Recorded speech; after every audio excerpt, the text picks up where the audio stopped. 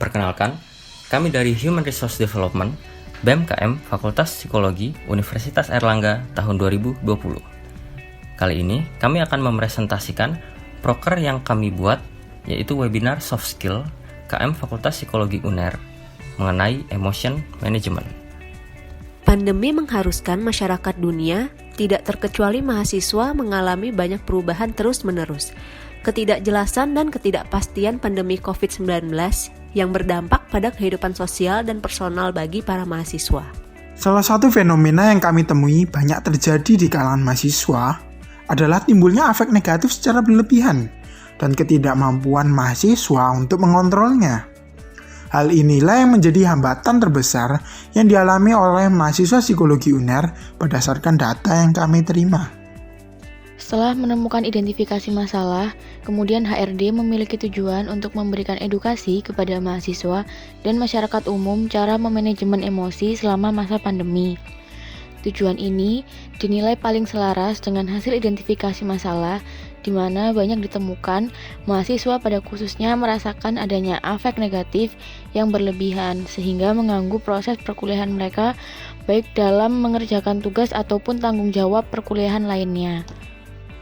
Melalui identifikasi masalah yang telah kami lakukan di atas, adapun solusi yang kami dapat yaitu mengadakan webinar yang membahas mengenai manajemen emosi tadi. Nah, di sini tentunya kami menjalin kerjasama dengan lembaga profesional dengan bidang kesehatan mental yang sesuai dengan topik manajemen emosi tadi.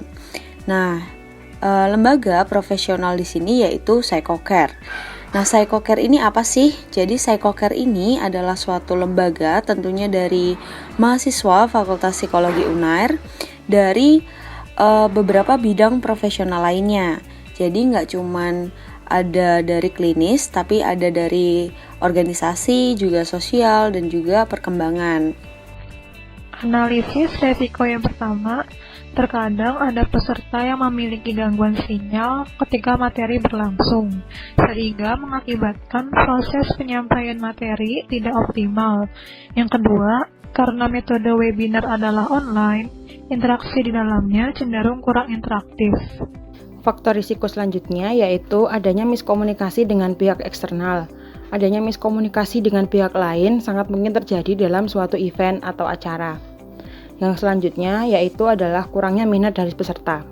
Hal-hal tadi menghasilkan beberapa poin dalam pengambilan keputusan. Yang pertama, menyediakan pembicara yang terampil dalam berinteraksi secara daring. Hal ini diharapkan bisa membangun suasana agar kegiatan tidak berjalan datar dan membosankan. Untuk lebih interaktif, bisa dilakukan dengan sesi tanya jawab dan sebagainya. Yang kedua, publikasi acara secara luas dan menarik. Secara luas bermaksud untuk menyebarkan informasi mengenai acara melalui berbagai fitur di media sosial seperti IG Post dan Story, WA Story, Line Post dan Story, Twitter, dan berbagai macam fitur atau media sosial lainnya. Secara menarik, bisa dengan poster yang didesain menarik, menggunakan kata-kata ajakan yang menekankan pada keuntungan untuk mengikuti kegiatan ini. Jadi apa itu fungsi dari manajemen emosi, kemudian apa yang bisa didapat jika kita bisa memanajemen emosi.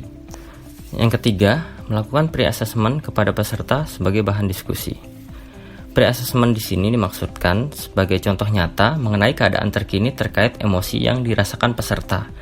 Hal ini bisa dijadikan bahan diskusi lebih lanjut antara pembicara dengan peserta. Yang terakhir dan tidak kalah penting adalah berkoordinasi secara baik dengan pihak yang terlibat, di mana ada PsychoCare dan peserta. Untuk PsychoCare sendiri sebagai pihak yang diajak bekerja sama, bisa diadakan briefing, pembahasan mengenai apa saja yang ingin dibawa terkait materi manajemen emosi, kemudian penyusunan acara bersama terkait teknis dan pelaksanaan, seperti peraturan selama acara dan lain-lain. Juga pembagian job desk yang jelas antara pihak pelaksana, yaitu BEM dan PsychoCare itu sendiri. Untuk peserta, bisa dengan menyediakan narah hubung agar mempermudah penyampaian informasi kepada peserta. Kemudian pemberian arahan yang berguna agar peserta bisa mengikuti acara dengan lancar dari awal hingga akhir dengan meminimalisasi kendala yang mungkin muncul. seperti memberikan invitation link lebih awal melalui email yang diberikan peserta, juga memberikan kode unik atau kode registrasi yang berbeda-beda setiap pesertanya. Ini berfungsi untuk mengurangi potensi adanya peserta asing. Sekian presentasi proker dari kami. Terima kasih.